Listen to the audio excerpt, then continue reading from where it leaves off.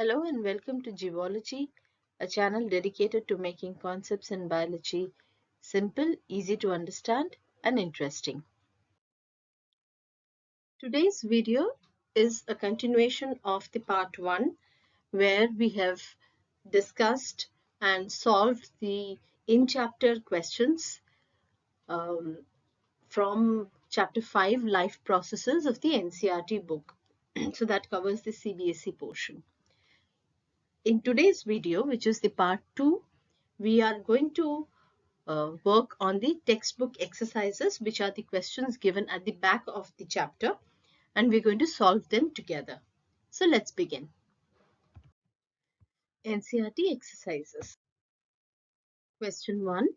The kidneys in human beings are a part of the system 4. So it's a multiple choice question, it's a 1-mark question, and we know that kidneys are an essential part of the excretory system. So the answer is 3, excretion. Question 2. The xylem in plants is responsible for, it's again a 1-mark question with multiple choices. If you see, transportation of oxygen happens by diffusion, transportation of amino acids and food happens through the phloem, and it is xylem through which the transportation of water and mineral salts takes place. So the answer is A, transportation of water. Question 3. The autotrophic mode of nutrition requires carbon dioxide and water, chlorophyll, sunlight, all of the above. So autotrophs we know are organisms which make their own food using the raw materials from the environment, and those raw materials are carbon dioxide, water, chlorophyll and sunlight, with the help of which they do photosynthesis. So the answer is D, all of the above. Question 4. The breakdown of pyruvate to give carbon dioxide, water and energy takes place in. Of the 4 options, answer is mitochondria, because if you remember, when we studied respiration, the respiratory reaction happens in 2 parts. The first part, where glucose breaks down to pyruvate, happens in the cytoplasm, and in the presence of oxygen, pyruvate breaks down inside mitochondria to give carbon dioxide, water and energy. Question 5. How are fats digested in our body? Where does this process take place? So, answering the second question first, the fat digestion happens in the small intestine. Now, there are 2 things which help in this process. One, which is the bile salts. The second is the lipase enzymes. Bile salts are secreted by liver, and lipase enzyme is secreted by the pancreas in the pancreatic juice. So function of the bile salt is to break down the fat in the food into small globules, and this makes it easier for the lipase enzyme to digest it. So this process is known as emulsification. Now once this fat is broken down into smaller globules, the lipase enzyme in the pancreatic juice acts on these fat globules and breaks them down into fatty acids and glycerol. Now these fatty acids and glycerol are absorbed in the intestine with the help of finger-like projections called villi, and then it is carried to the tissues using the lymphatic system and the blood. So either the fat is used as energy or the excess fat is stored in the body by a process known as re-esterification. What is the role of saliva in digestion of food? The saliva is basically the fluid that we find in our mouth. It's a juice released by the salivary glands. Its functions basically are: 1, it mixes with the food when we are chewing or when we are sucking, and it helps to make it wet. That helps in swallowing the food. Second, saliva contains an enzyme called salivary amylase, which helps in the digestion of starch.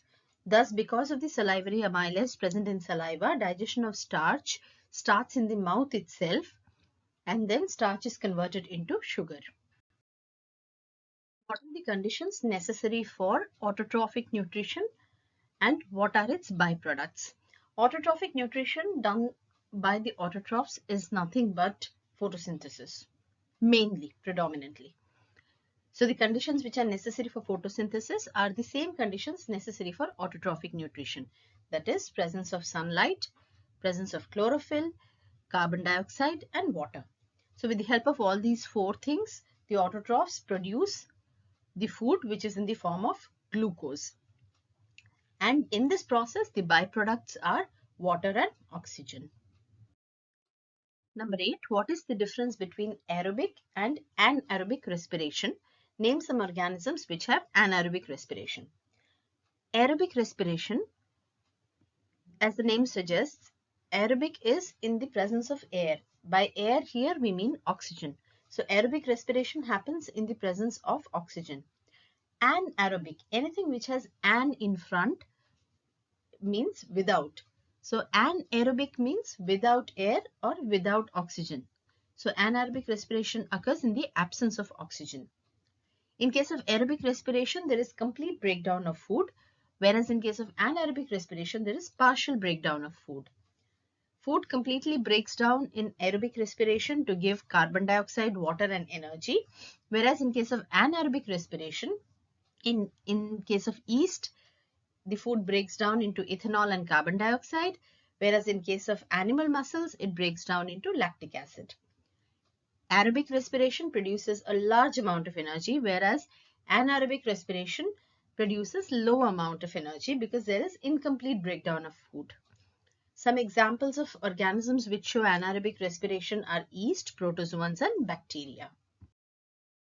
How are alveoli designed to maximize the exchange of gases? So in the lungs, we have bronchus, which divides into bronchioles. The ends of the bronchioles have tiny pouch-like structures, which are known as alveoli. The walls of the alveoli are very thin and lined by blood capillaries. Because of these thin-walled alveoli, the overall surface area for exchange of gases increases. And because of such large surface area, the lungs are able to maximize the exchange of gases. Number 10, what are the consequences of the deficiency of hemoglobin in our body? So hemoglobin, we know, is the oxygen carrying pigment which is present in the red blood cells of the blood. So when there is a deficiency of hemoglobin, the person loses his ability to carry oxygen. So oxygen carrying capacity of the blood is reduced, which results in breathlessness, breathing problems, lack of energy, and the person appears pale, the person may feel giddy, they may also have palpitations, and sometimes they even lose weight. Number 11, describe the double circulation in human beings. Why is it necessary? Now first we need to understand what is double circulation. So for the blood to completely move through the body in one complete cycle, the blood moves through the heart twice. Okay. So to complete one cycle of movement across the body, the blood is coming twice into the heart. So that is why it is known as double circulation. So double circulation comprises of systemic circulation and pulmonary circulation. Systemic circulation is this one where the blood comes out of the heart, moves to the different parts of the body and goes back into the heart. And pulmonary circulation is when it moves from the heart to the lungs and comes back into the heart. In case of systemic circulation, the left ventricle sends the blood, oxygenated blood to the aorta. Aorta takes it to different parts of the body where there is gaseous and food exchange in the different organs with the help of the capillaries, and then with the help of the superior vena cava, the deoxygenated blood from different parts of the body comes back into the right atrium. So the right atrium in the blood right atrium in the heart transports the blood to the right ventricle for pulmonary circulation. Now let's see what is pulmonary circulation. In case of pulmonary circulation, from the right ventricle, the blood moves, this is the deoxygenated blood, moves to the lungs with the help of pulmonary arteries. In the lungs, in alveoli, there is again gaseous exchange. The carbon dioxide is lost and the oxygen, the blood takes up oxygen, and then with the help of pulmonary vein, the oxygenated blood comes back again into the heart in the left atrium. From there, it moves into left ventricle. The need for having this double circulation is because the right and the left side of the human heart do not allow the oxygenated and deoxygenated blood to mix. And due to the separation of oxygenated and deoxygenated blood, the oxygen reaches the body more effectively and more efficiently. And it helps to even regulate the temperature of the body. It helps to provide more oxygen and energy to the body. So hence double circulation is very essential. Number 12, what is the difference between transport of materials in xylem and phloem? Xylem is a conducting tissue which carries water and soluble salts from the roots to the trunk, branches and leaves of the tree. Whereas phloem is again a conducting tissue which carries food from the leaves to the other parts of the plant, or sometimes even from the storage areas to the other parts of the plant. So movement of water is always upwards in xylem because it's from the roots upwards, whereas in phloem the movement of food can be either upwards or downwards. In xylem, the water moves up because of the transpiration pull. Transpiration, we know, is a phenomenon where there is a loss of water vapor, and because of the loss of water vapor, a pull is created where the water moves from the adjacent cells, and thus a suction is created and the water moves from down to top. In case of phloem, there is an increase in the osmotic pressure because of the food substances. So the food moves, or the transport of food happens, or the translocation it's called, happens from tissue to tissue, where the food moves from the tissue having a higher concentration to the tissues having lower concentration or lower osmotic pressure. The transport of water by xylem does not require any energy.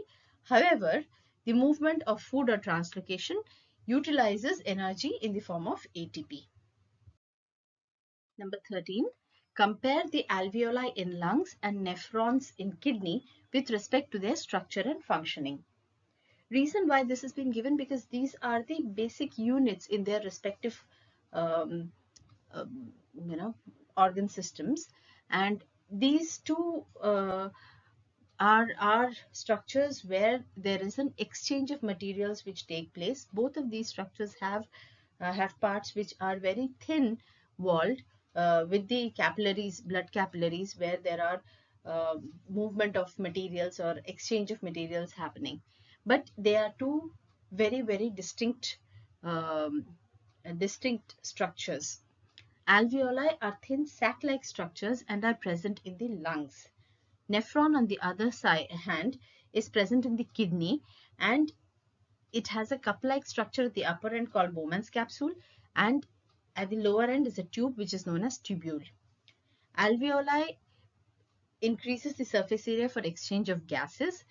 Nephron has Bowman's capsule, which contains a bundle of thin capillaries called glomerulus, which filters the blood which passes through it.